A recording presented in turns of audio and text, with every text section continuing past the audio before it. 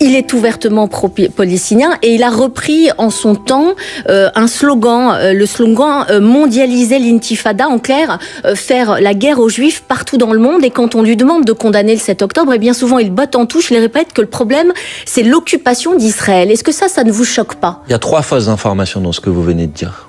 D'abord, le fait que ça voudrait dire faire la guerre aux juifs partout dans le monde. Comment vous traduisez ça? Mondialiser l'intifada, je veux bien votre définition. Je vais corriger vos 3 contre-informations avant de répondre à votre question. Mais mondialiser Deuxièmement, il n'a pas utilisé ce slogan. Ça, c'est une deuxième contre-information. Si, il l'a utilisé, il a repris à son constat. Pas récemment, il ne l'a pas utilisé. On lui a posé la question de savoir si ça le choquait que des jeunes personnes l'utilisaient. Et il a dit, je ne suis pas là pour faire la police des mots. Et vous traduisez ça par le fait que lui a utilisé ce slogan. Il l'a repris pardon, madame, de vous le dire. Pardon, madame, de vous le dire, temps. mais je crois que vous êtes ici pour informer les gens et pas les désinformer. Et là, en l'occurrence, par votre question, vous les désinformez. Donc, personnellement, je n'ai pas non plus utilisé ce slogan. Par contre, je salue l'engagement de Zoran Mamdani contre le génocide en cours à Gaza. Et je dis d'ailleurs que ça lui a valu à peu près les mêmes procès que ceux que subit la France insoumise depuis des mois et des mois de manière particulièrement infecte et particulièrement inacceptable.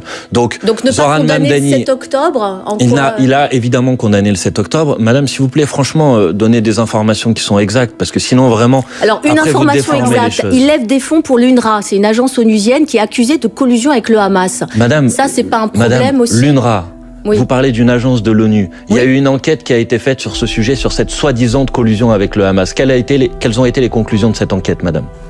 C'est qu'il n'y avait aucune collusion avec le Hamas. Donc s'il vous plaît, et c'était une enquête qui était une enquête indépendante et internationale. Mais franchement, vous vous rendez compte de la question que vous êtes en train de me poser? L'UNRWA, c'est une agence humanitaire qui ouvre des écoles pour les enfants palestiniens. Et vous êtes en train de reprocher à Zoran Mamdani de financer l'UNRWA. Vous savez que la France finance l'UNRWA. Et vous savez que heureusement que la France finance l'UNRWA et qu'aujourd'hui Donald Trump veut plus financer l'UNRWA.